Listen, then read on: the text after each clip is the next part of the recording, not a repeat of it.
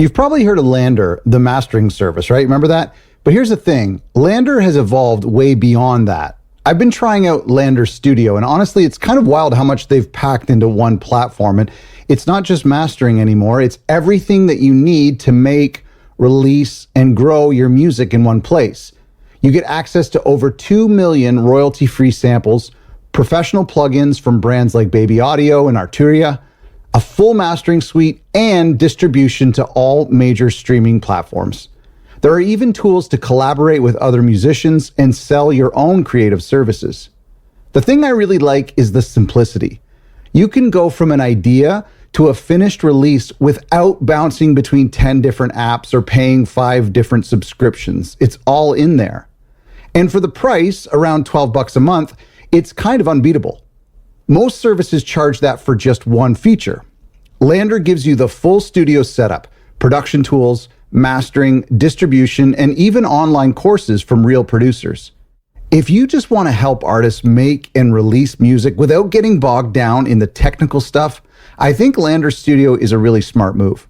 So if you want to check them out, go to lander.com/other record labels. That link gets you 20% off your first Lander Studio plan. That's Lander, LANDR.com/other record labels for 20% off.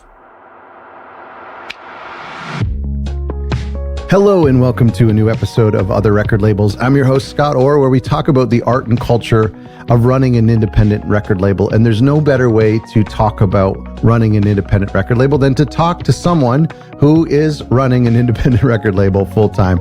Today, my guest is Todd from King Volume Records. This is a dark metal label from Southern California. Well, actually, I don't know for sure. Now that I'm thinking about it, I think I don't have the website in front of me, but I thought maybe it was New Mexico. Maybe it's both. Anyway, doesn't matter. This is a global world. You can listen to this wherever you want to enjoy that music. This label has just carved out a very diehard audience. This is the dream. We talk about this in the first half of the interview. This is the goal for a lot of us, is to build a following of people who love the same music we love, who trust us as label owners to be curators. And this is what we dive into. And whether you're in the metal scene or you're in the opposite of the metal scene, the goal is the same for you, is it not? So I hope you really enjoy this episode, and you're going to find so much encouragement and so much inspiration, regardless of what genre you're in. It applies to all of us. Okay, we're rolling now, and you just said that you, first of all, this is one of the reasons why this is exciting for me, is because I really do suck at having a diverse group of record labels when it comes to genres. Luckily, we just had a jazz label, and I do feel like I'm very excited to venture into the metal scene, because the people who do these types of labels, they do it right. They have diehard fan bases. So I'm excited for that aspect. But you just used the word breakthroughs, and and that, you know, some of what you're doing and what you're doing well is in my questions later on. But let's jump right on top of that, because I'm very curious. Because that's the way I think too. You can be running a label or any business for 1 year or 5 years or 10 years, and there are tipping points that occasionally happen. So talk to me about these 1 or 2 or 3 breakthroughs. When did they happen and what were they? Great, yeah. So I've been running a record label, one-man record label. I have some help from friends, which is great. It's been about 9 years now. And I was so fortunate to be in a place where I could do a record label for fun. And it has been just that. It's been wonderfully fun. But then there was some changes in my life in the last 2 years where I had to consider taking this record label rather seriously. And in that process, I've been able to, I use the word breakthrough, and that is that I do the record label as my full-time job. Amazing. Which is amazing, because I didn't set out to do it anything other than a really fun kind of art project to do with bands and people I admire. I've always been a huge music fan and really wanted to be involved. I was kind of a bad musician And my contributions to being in bands were often I was the weakest link. So I'd get into bands, they'd get good, and then they'd have to move on because they had me as their drummer. So I actually had this short-lived but fun t-shirt brand, and I was going to go do a festival called Austin Psych Fest, and my friend, his name's Chris Allison, he has a great band called Lord Loud. He had shared this demo with me. This is exactly 10 years ago, and this demo was incredible. The type of music it was is like kind of hard psych rock. That was during the peak of the LA psych rock scene. Burger Records was big. The OCs were just kind of breaking out. And his music was so good. And I thought he'll have no problem getting this out because anybody who hears this is going to be as excited as I am about it. And nobody was interested in putting it out. And so I was like, okay, I'm going to Austin Psych Fest. I have a booth to sell t-shirts. I need to sell this cassette tape. I need to sell this record. Yeah. I didn't have time to make anything besides the cassette tapes. Sure. And I made 100 cassette tapes. I went to Austin Psych Fest, and it was a very successful weekend as far as selling things. But the only thing I wanted to do was sell this cassette tape and talk about my friend's music because I felt so passionate about it. And I think that was a pivot point for me where I was like, oh my God, selling your own artwork, selling your own stuff, it doesn't feel great because you have to be really forward about saying that you're awesome or you're great. And it makes you feel a little bit narcissistic. But when you are selling something that your friend made that you're genuinely excited about, it's the easiest exciting thing in the world. I probably made like $3 or $4 a tape, and it was the most fun money I've ever made. And so I came home from that experience, and I was like, I want to keep selling music that I'm excited about. And so my first couple years as a record label was just making cassette tapes. And I had this idea that it would be better to bundle 3 releases together. And so I did all cassettes, and I did 3 releases at a time, and I'd release them like 3 or 4 releases, like bundles per year. And so there was an instant synergy, and it really helped create community because these 3 random bands from around the world, usually the United States, but around the world, were all of a sudden getting put in the same box set, and then all that could be shipped to fans. And it had a couple benefits, and I would recommend this as a potential model for people trying to get involved in releasing music. Cassette tapes are very affordable, they're fun, and also the bundling idea was great because you could charge like $20, maybe $25 for 3 releases, and people would buy something to support their friends, but then they'd get 2 other tapes.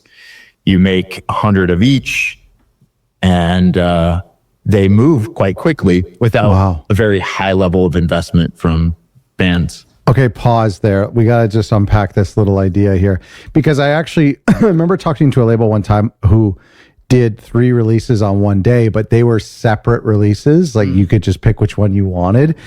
This is the same thing, but you're bundling them. So you can't buy them a la carte, correct? That's correct. And what made that bundle, what went into that idea of that bundle? Like, how did you pick those 3 releases? Was it just the 3 releases you had lined up, or was there a theme, and did the artwork look similar? What made it a bundle? Oh, yeah. So we put a lot of thought into the packaging. Okay. And so they all fit into one tight little snug box, which was just a box I found at Uline. But we put like craft paper in it. We made stickers. We made pins. Okay. So, and then the music was like, it was really fun because you got to express your curatorial voice, which is one of the strengths, one of your only strengths as a record label is to, put forward your musical taste to say like, hey, I found something that's very special that I want to share with people. And that's kind of the buy-in is like, if I like this band and it's good, hopefully these other ones are good. And I feel very confident that I delivered in those relationships between those bands. And they were very niche bands. And getting into stoner rock, psychedelic music, there was a lot of people putting out things that were just going on to Bandcamp, and they were excited to have something physically made. There's so many reasons I love this, and I do have more questions, and I want to get into the weeds on this box set. So they would save shipping too, like in a way the customer would kind of save shipping, and it just makes it more worth it. You are basically elevating whatever is the weakest record on that box set, or the least likely for people to take a chance on, gets elevated, right? Because it's like, if it's not as accessible, they're getting it for free, quote unquote. Like, you know, so that's a really cool thing. I love so much about this. Were they released digitally as well at the same time? They were released digitally as well. And I don't specifically remember the price point, but maybe it was like $7. So if you were to buy all three digitally, it'd be the same price as just buying the box set. The tapes. Yeah. My gosh. And they included the download codes. Of course. Okay. That's amazing.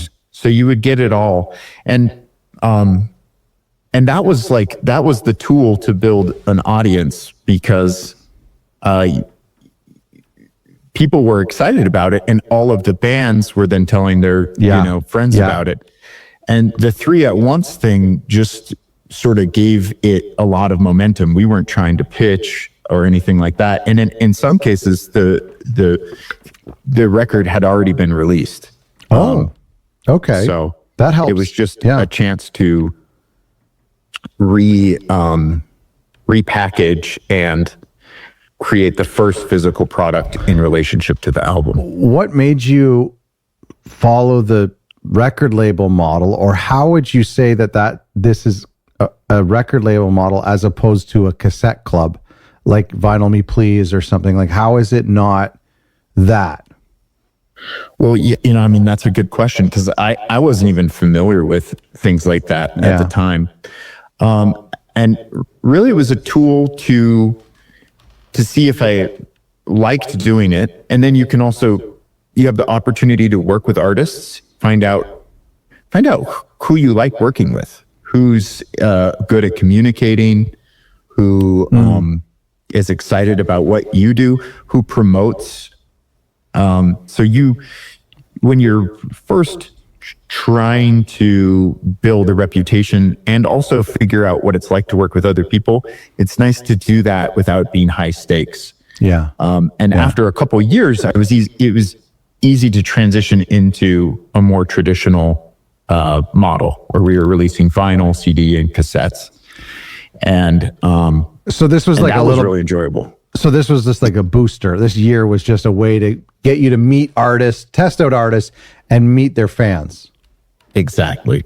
Figure out how to ship things, and just get involved in the process, and try to learn by doing it instead of trying to figure out everything ahead of time. So did you end up doing 3 or 4 of these box sets? I did. I think there was 4, maybe 5 before the end. And then I started a catalog over and started releasing vinyl. Did you re-release those or repress some of those tapes and make them available a la carte after that process? So one of them was, it was really nice, actually. I was able to fit as a split record, but I could fit the whole tape by each band on cool. As an A and a B side. And so that was my first vinyl release, was my 2 favorite cassette tapes basically sandwiched into a vinyl record. That's amazing. How did people react to that? That was an interesting one, because we wanted the packaging to be cohesive. So instead of using one band's album cover or the other band's album cover or an A-side and a B-side. We redesigned it and did a poster and tried to make it a special reiteration of the original ideas. And looking back on it, I think it went really well. It probably took about 2 years for them all to sell, but the initial sales were very high. The bands had people who were very excited to own those records. Yeah, you're kind of being so innovative here, yet it seems so simple. It's like bundles. That's nothing special, but the way you approach it. So then you retire. Did you effectively retire this idea and not try it again? I have not done it again. But it's such a great idea. Why wouldn't it become an annual thing or quarterly? It's a really good question. Yeah, I guess the specific novelty of cassettes sort of wore off on me, and in vinyl obsession and the things you can do with vinyl and vinyl packaging kind of really took over. For instance, my last release, I think, which just came out in September, we've already done 12 variants. Oh my gosh. So we are getting, we're getting crazy with the things that we make for the releases. So that was a record that's had, I believe it's already had 5 different covers, reiterations of the cover. Wow. It was a Kickstarter record, and it's the highest grossing Kickstarter ever done for a metal band, I believe. Wow. So, that's incredible. Yeah, it was quite an accomplishment, being that me or the band has never done a Kickstarter before. So I had to learn all of that, and it's been a process working through it. The systems don't integrate to the way that my record label works. I bet. So it's left a lot of sort of manual processing to work through it all. But it did $150,000 holy crap. on Kickstarter. Why did you, if the band was so popular, why did you feel like you needed to go through the Kickstarter model as opposed to just funding the record? And well, I didn't know it was going to be that popular. We set a goal of $15,000. Was that for manufacturing or for production too? That was for recording. Okay. That was a recording budget for the record. And we had, I think one of the reasons it's so successful is we had a lot of great incentives that included, pressing the record and basically treated it like a pre-sale store. Yeah. And our goal was 15,000, and we did it in 34 minutes. So wow, that's incredible. The band is called Castle Rat, so I'll just go ahead and plug it. Yeah. I know we're talking about record labels more so. No, it's okay. I want to ask you about them anyway, but so go on.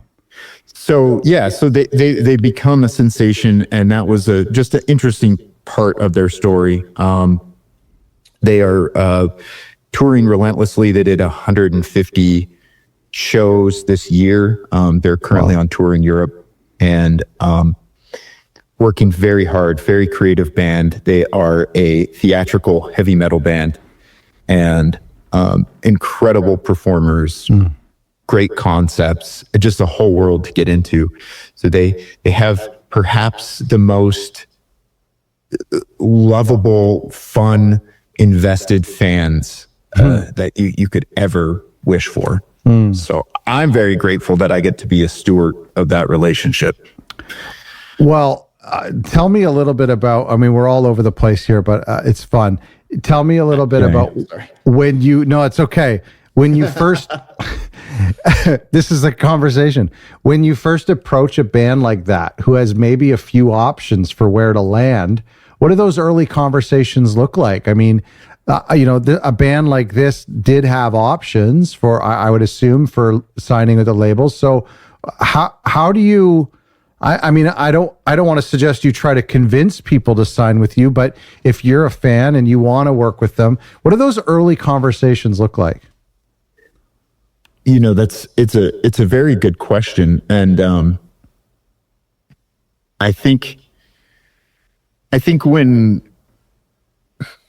so to back up a little bit, when I have other friends or people who have record labels, and they seem to be in the process of starting their record label or communicating with bands, the first thing they do is emulate what major labels do. They figure out what those deals are like, and they're like, okay, I can just do this.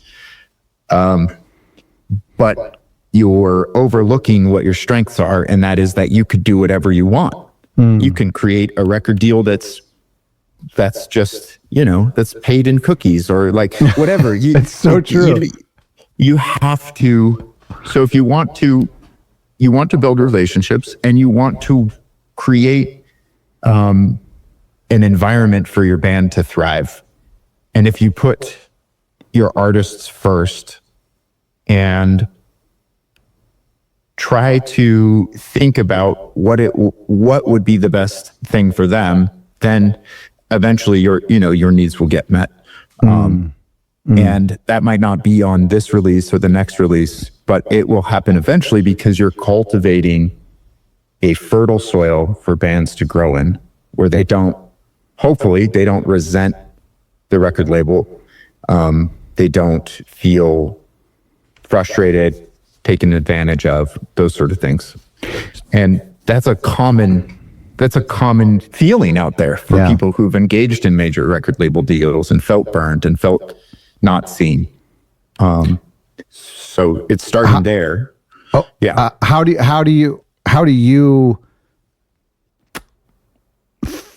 present your label to these artists that is different from how the major label model? Like, do you practically just making sure that the percentages are for digital sales and digital streaming are very much there for them. Yeah. And the other thing I just do product deals regarding records because it's very straightforward. There's no accounting. There's either, if you make 1,000 records, they're getting 200. And a band like Castle Rat, that really works well because they're going on the road and selling those records and making their money that way.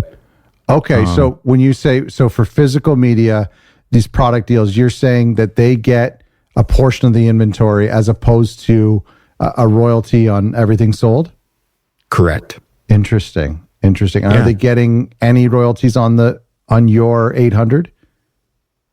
No. But it works out, the math works out the same, essentially, right? The math works out the same because they get 100% of their digital. Okay. So interesting. Yeah. 100% of their digital, of the streaming or digital? Oh, I'm sorry, digital sales. Okay. And Bandcamp is our biggest tool. Yeah. I'm a super big advocate for sure. Bandcamp. Yeah. And it's maybe worth talking about it. Like I could go on and on about the potential with Bandcamp. The built-in newsletter aspect. There's the discovery aspect. You can try to connect with those writers. Their names are there. They're great people. They're interested in music. They love music. And they do their monthly lists. They do their yearly lists. It is just like a wealth of community building potential. Yeah. Yeah. And so, I get excited about putting things on Bandcamp. It communicates for you automatically. I think their percentage might be 15%. It might be 10% after a certain amount. But when you think about that compared to, a good example is like, one digital sale at $7, $8, that's worth, I think 5,000 to 7,000 Spotify streams. Right. Right. So if you can emphasize trying to sell the digital album and you sold 100 digital albums, that's 1 million streams. Oh my gosh. And yet, if you sold 100 or half a million, if you sold like one album digitally on Bandcamp, that's not going to make you feel good. But if you had 5,000 streams attached to a song on Spotify, it makes you feel good. It makes you feel cool. It's so stupid, though. These vanity metrics ultimately mean nothing from a financial standpoint. And yet we get so obsessed over them. No, It's because stupid. I mean, and it's true. And there does take a little bit of work to disconnect from what people can see and what people don't see. Yeah, true. But if you emphasize that particular aspect as a goal and figure out how to communicate about it, there's a lot of potential there for the band to make, for bands to make money. And, you know, it's important to analyze Spotify as a necessary tool, but to not look at it as a mirror reflecting on how you are doing. It's just another piece of the puzzle. How do you communicate to the fans, or how do you put this campaign to drive people to do this digital download on Bandcamp as opposed to using streaming? Because for a lot of fans, no matter how much they love your bands or the band, it's about convenience, right? And so how do you, is there like an active strategy to convince people to do that? I think that it can be a part. So one of the things when it comes to communicating is I try to not be over sales oriented. I try to build community. I try to engage with people. I try to be funny. And then I try not to sell too much. I try to have the bands and try to create an environment where people are excited to support you. And whatever way they do that, it's great. But in the initial communications, you know, I think you can emphasize it. We also sold it as part of the Kickstarter. You know, that was the initial thing that you could get. Yeah. But I think more important than trying to sell one specific aspect is just to, first of all, always coming to your label from, not always, it's okay to be vulnerable, to be sad, to need help.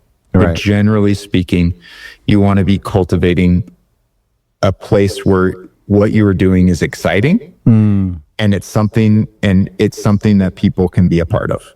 And you're really good at communicating this way.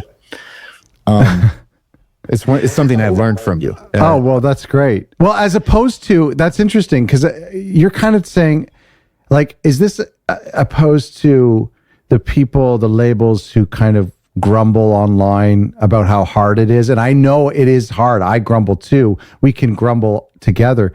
But I feel like that doesn't, complaining about how terrible Spotify is and all of these things, I don't feel like that's stimulating more sales or more people supporting music. Am I right? It's repulsive. Yeah. Yeah. I mean, like if you need help, if there's a specific moment at which you want to reach out and activate your community in that way for a specific need, that is wonderful. But it is better to just pretend and put your best foot forward. Things are going well. You're working really hard, whatever it is, until that is your reality. And as soon as you come from, as if you are continually communicating about music and the state of music and creating a negative environment for your bands and you're poisoning your community essentially. And nobody's going to be, it's going to be hard to expect people to continually support you if you're only coming from a negative perspective. It's almost as if, I love this. I mean, listen, we've been doing this for so many years, and this is a niche topic we've never ever touched on. But it's almost like your community looks to you as a community leader. You're the label, you're the curator, you are the source of this genre that we love and the bands we love. And so it's almost like you're a coach to these fans in a weird way. And if you're defeated, then they're going to feel defeated. Yeah. And, I talking about the community aspect of this is like, I understand and feel very empathetic to a lot of people feeling frustrated about social media. It's because it is frustrating. But if you're failing at social media, nobody sees it. And so you have nothing to lose by going all in. That's a good point. Yeah. Because it's like, so, be goofy, be vulnerable. Yeah. Be whatever your authentic aspects of yourself that you want to share, and lean into them. And it can be an exhausting process, but go through the process of finding out who you are and how you can communicate with people, and curate that into something that is somewhat consistent so that people are interested in showing up and knowing who and what you're about. What is it you feel like are your strengths as a label owner? That's an interesting one. Well, I think our strengths are our artists, right? So if your label is only as good as the artists you work with. So I have several great artists, and they are the vehicle by which I can, make momentum going forward. It's by pushing them forward. I think one of my strengths is, this doesn't always work out, but I take the risks of trying to figure it out, of marketing creatively on my band's behalf. And that is a process to sort of work through, like learning a new language when you get a new band that you're working with, to be, what are the unique aspects of this band that I can turn into information that can be shared very quickly so that people can start to get into the environment that the artist is a part of. What are the icons or the logos that are, associated with this band in a conceptual sense, and trying to get at those things and communicate them to people very directly. People are very smart consumers, and they feel like they have very little time. So finding methods to communicate and create excitement about music that doesn't feel like selling to them is probably one of my strengths. Well, first of all, I'm going to tell you that one of your strengths is humility. Because when I asked you, what are your strengths? You said, my artists are my strengths. So you just deflected you said, oh, it's other people. That's my strengths, others. So you're definitely a humble person. But to go back to the other thing that you said about creative marketing, I want to ask you, when it comes to that split release, or when it comes to the box sets or other creative ideas, it seems like you don't have an issue breaking the rules. But what about those artists who are maybe younger, who maybe expect a label to actually operate more like a traditional major label? How did you ever have any trouble convincing an artist to be creative with their marketing, to do a split record or to bundle their release and not let their release have its own special release day? How do you convince an artist to be creative with their precious once in a lifetime release?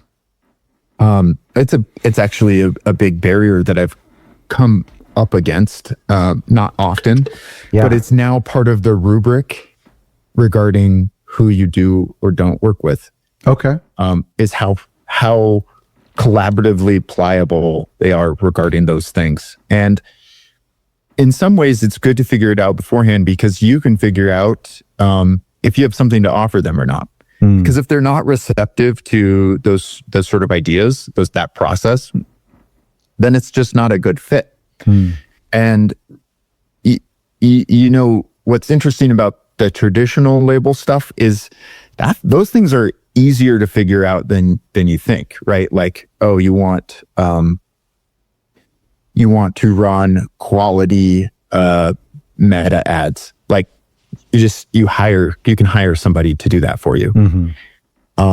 You want, you know, the process of finding distributors and so on. Like that's the sort of knowledge stuff that you offer and you can acquire, and is difficult to learn, but it is a finite process. You know, you figure it out. Right. Yeah. And everything else is a X factor. And if those pieces don't fit, then it's just not a good fit. And that's okay. And I've had my best releases right next to my worst releases. So I don't have anything figured out. And I would venture to say that a lot of major labels, a lot of big labels, they don't either. There's all of the things we know how to do, and we do those things. And then there's everything else that's out of our control. And you can do as much work for the best release and the worst release. And the things that are out of your control, the things like what audience responds to, you know, that's the part that we have to manage our people's expectations that we work with, that we are trying our best and doing the same things that we can for everybody. It doesn't always equate to the same results. When you say working with artists that are pliable and agreeable and willing to take risks, at what stage are you vetting that personality trait? Is this before you sign the contract, or like how do you make sure that they're the right people? Well, that's a very good question. So I used to lead with like, this is the best. So everything that I put out is phenomenal. I'm so lucky that that's the case. So I have a sort of like I put out very few records, but I have like a deathbed, you know, level of quality for the music. Like, yeah, sure. Oh no, I'm dying. Like any record I ever put out, put it on. That's fine.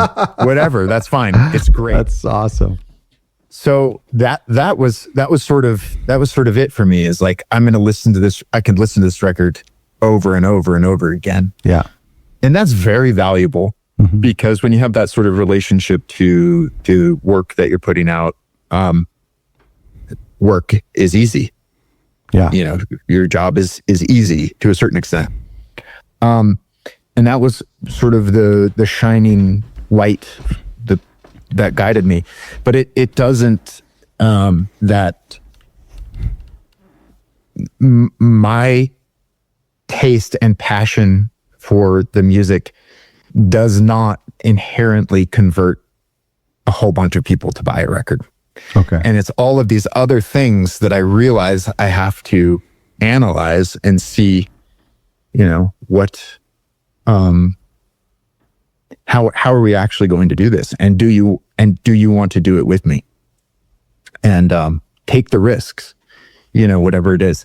I happen to rely really hard on being silly, or being, you know, just kind of being dumb, and I have dad humor and those sort of things. And that's me. That doesn't mean that that's like the bands that I have to work with. Sure. Yeah. But they need to do the process of finding out how they want to communicate to people, how they want to build their audience. And you know, your perfect listener is not some nebulous thing. It's you work really hard to hone in on your specific customer, down to their, you know, what they would wear, what they listen to, where they grew up. All should become very clear, so you know exactly how to communicate to them.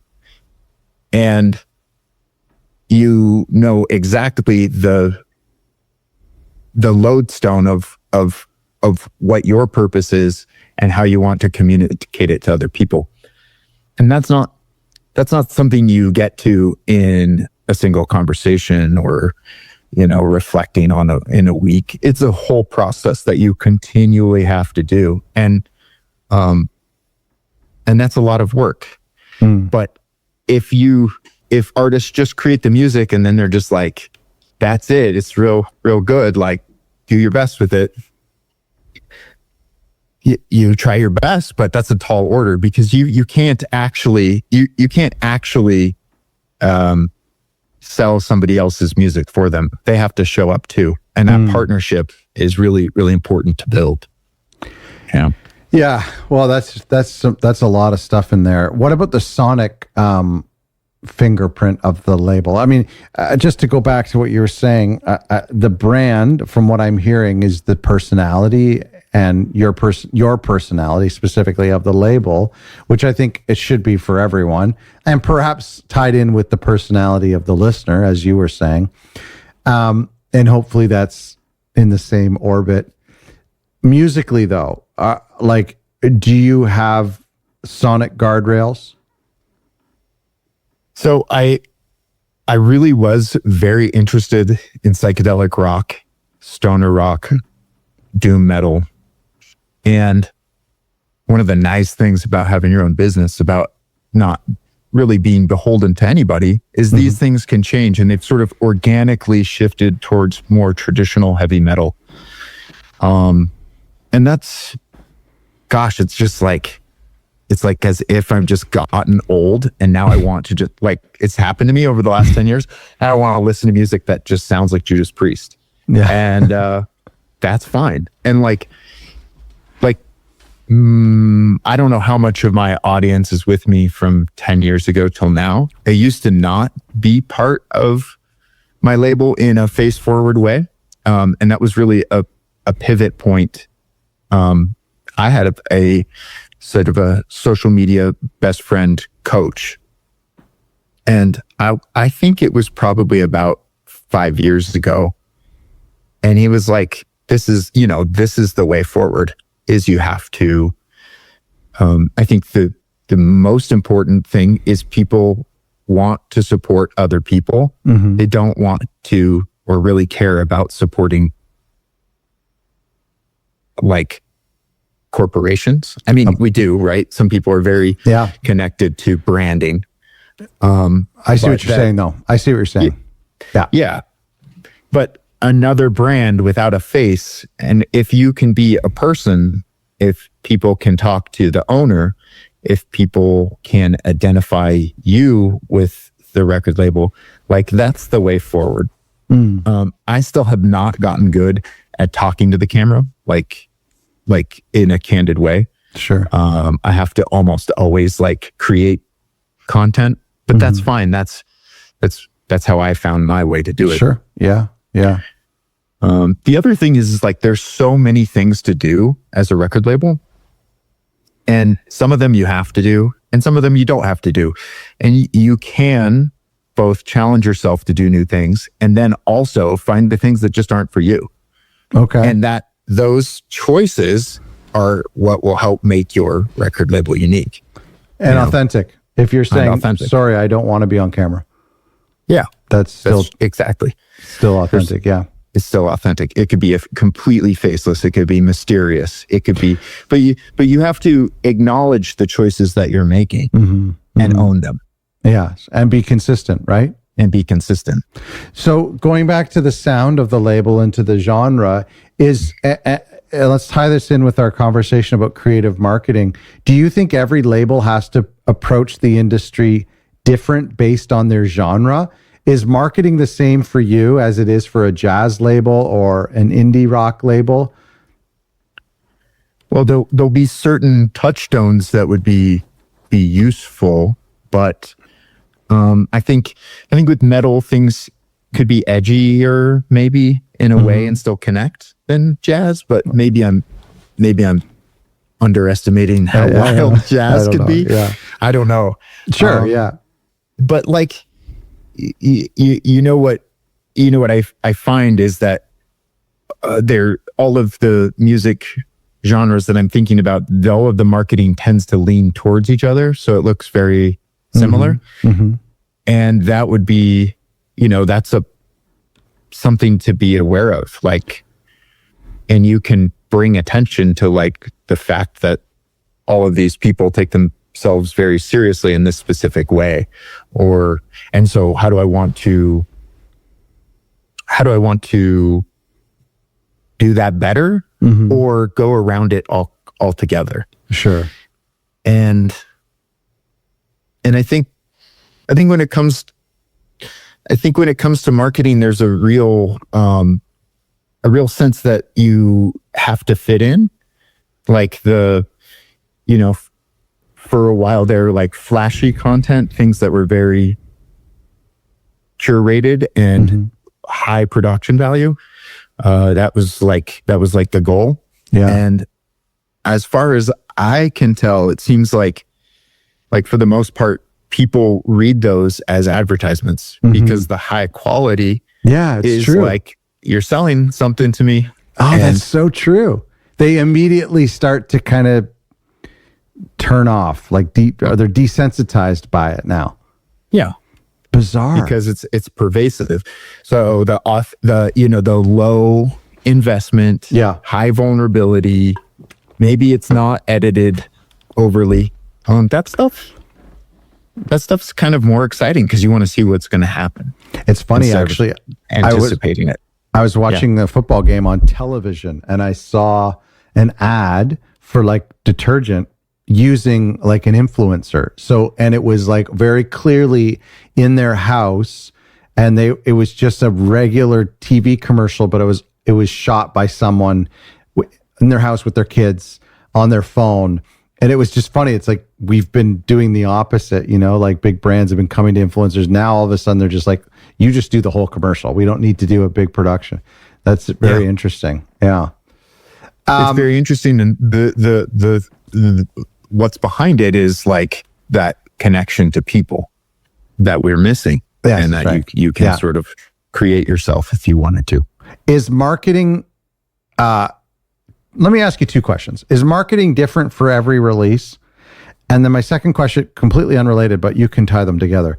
Is marketing the most enjoyable part of the job for you, or is it the most stressful part? Sorry, there's two random questions, but I got to get them out. They are related. They are related. So the marketing is always different, and that is stressful. Okay. And it doesn't always work. You answered it in one sentence. Yes. Yeah, like marketing is like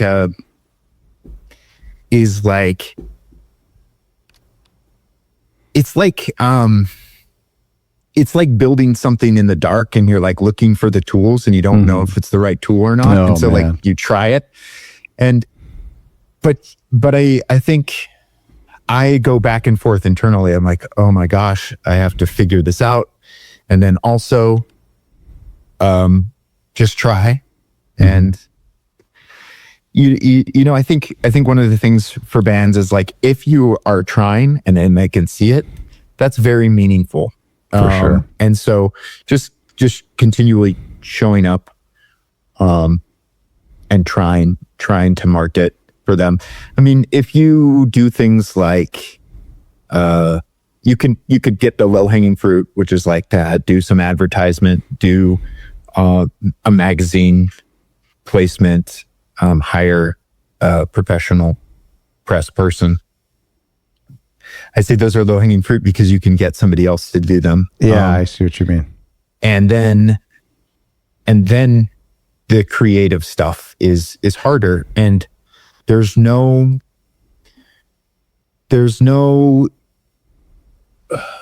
rubric for whether you've done it right or wrong. You just know you have 3 months to try to see what sticks. Yeah. And that's so difficult, though. I mean, do you have a background in marketing? Do you have you're an entrepreneur at heart. I mean, you had a business before.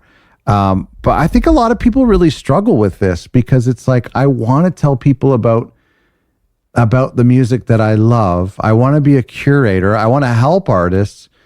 But that bridge between that desire and actually getting people to hear the music is so difficult for some people, myself included. But I wonder almost if it's the most important thing that we do. It probably is. And actually, just you saying it that way was like, oh, I should just probably make a point of doing that this week. Because it doesn't have to be fancy, but that is it's an interesting question, because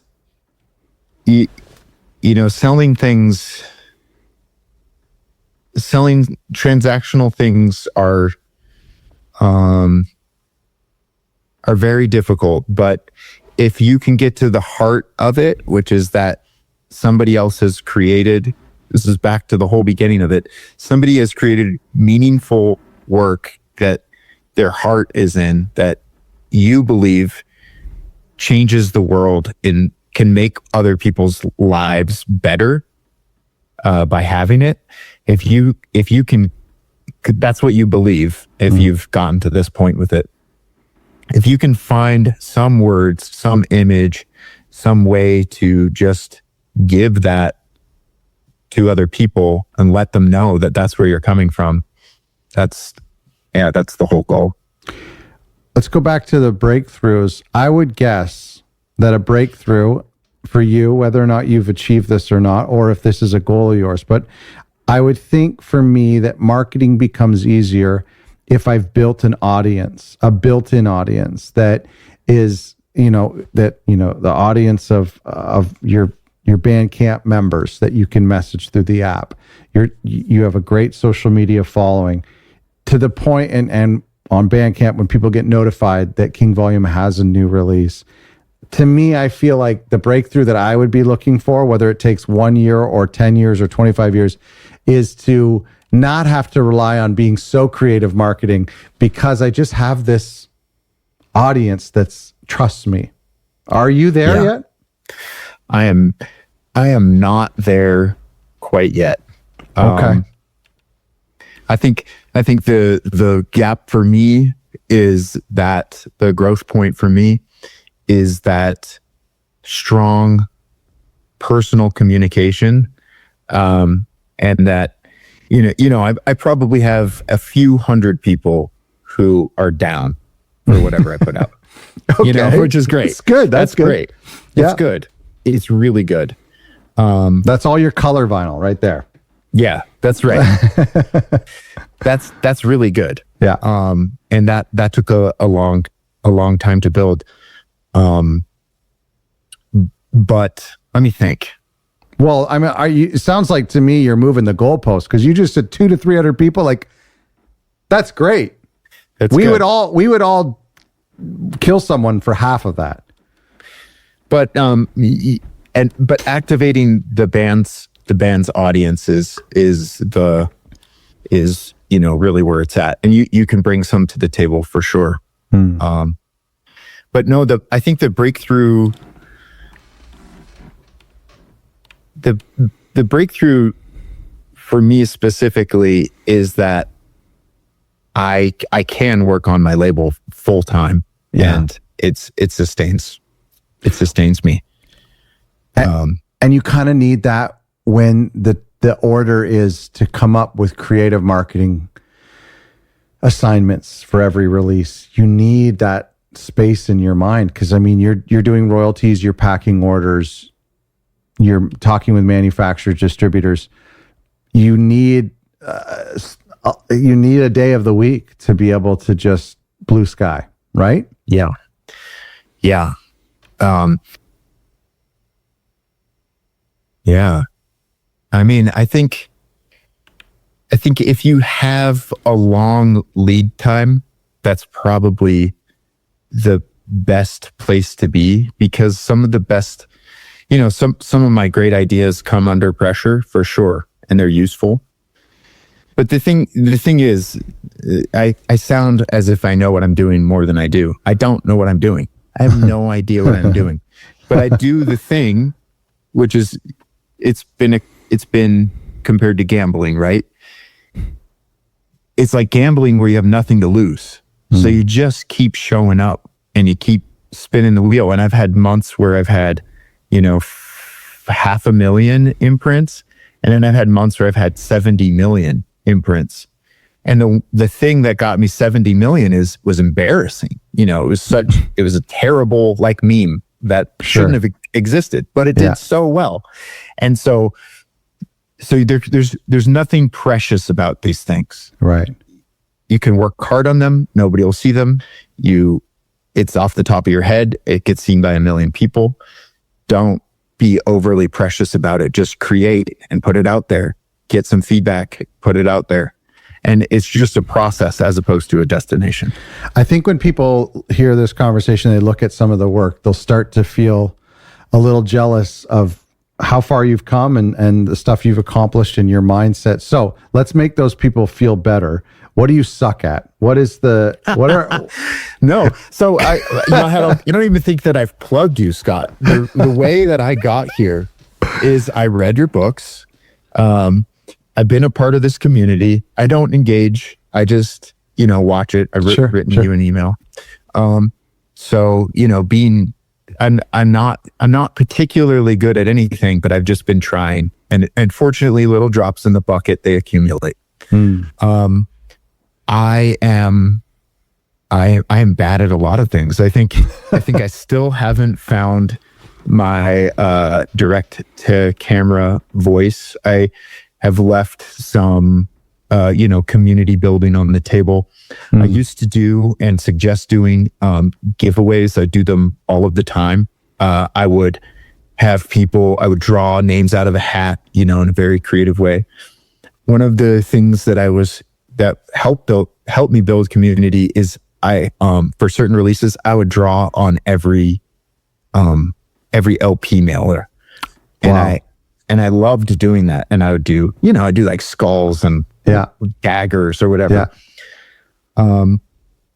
And I got so busy, I just let go of that stuff.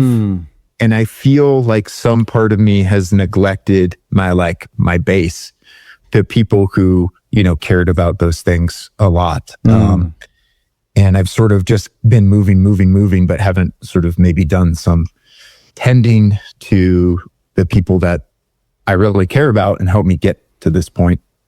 Wow. And other weaknesses.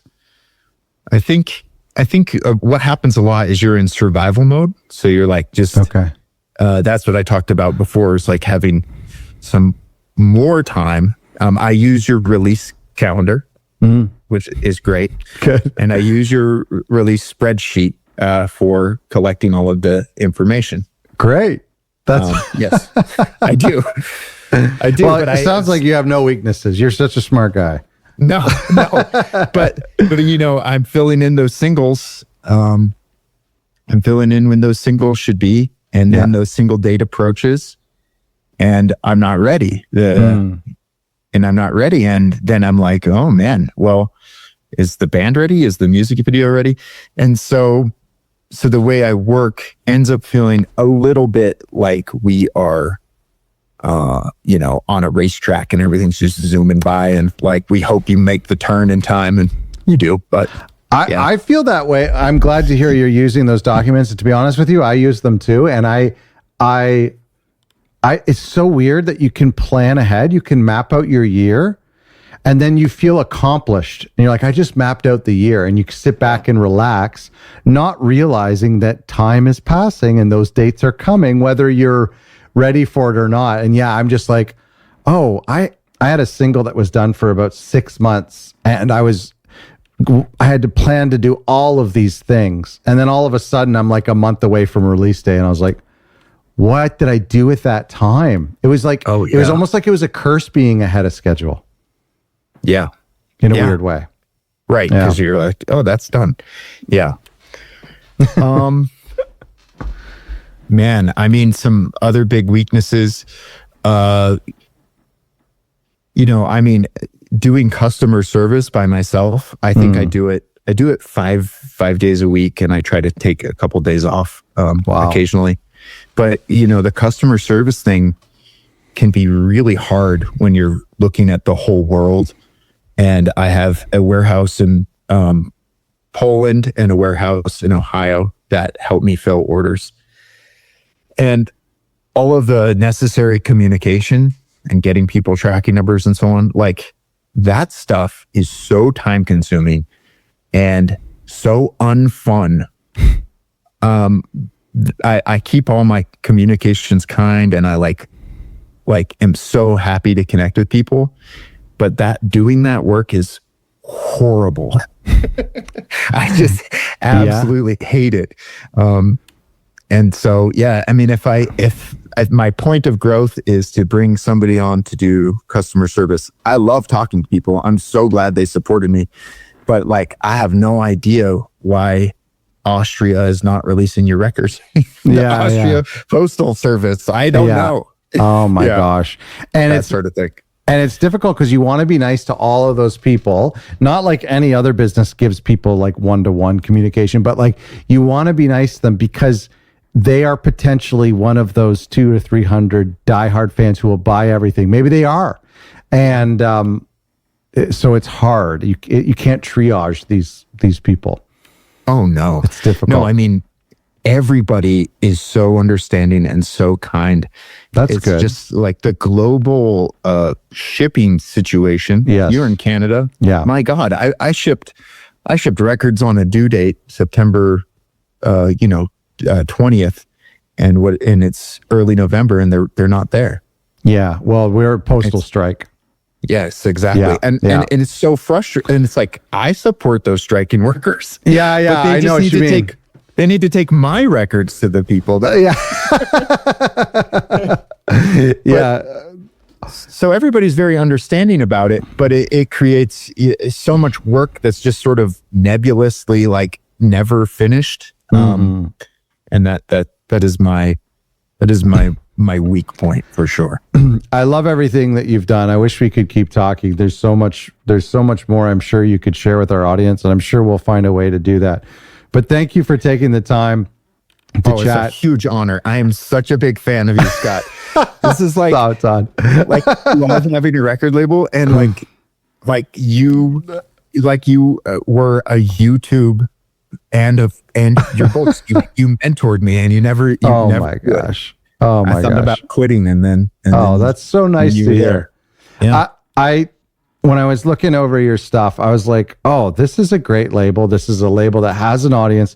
It's a label where people love what they're doing. So I'm truly honored to have you on here to share, because you're going to encourage people out there. So thank you. I love talking.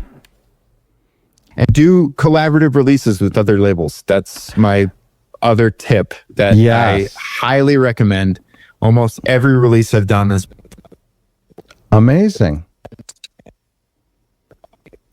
What's different between you and them? Are they somewhere else in the world, or what are you guys doing differently from each other to make it a collaborative release? So there's a lot of different ways you can do it. One is splitting territories. One is splitting the physical media. One is just sharing. They sell one variant, you sell a different variant. Right. Okay. And the real strength is that you have two labels supporting the physical release, but also supporting the artist. And I've been able to help build artists up by having multiple people spreading the good word about their music. That's cool. And you just don't, just find people you like and they're excited to work with and have a similar audience, but not your audience. And and you work together. Yeah. Oh, that's cool. I'm a big fan of that. I've heard of labels doing it, and I'm glad you said it, because I do think it's a no-brainer for people to do. And it's very similar. Similar to the 3-release bundle. You're basically just bringing more people into this. Yeah. Which makes the promotional job financial risk. Right. Less financial risk, right? That's right. Yeah. You're like, even if it's like, I'm going to give you 100 of this and I'm going to make 500. Yes. Yeah. Right. No, exactly. Yeah, that's awesome. Thank you so much, Todd. So great to chat with you. Bye, Scott.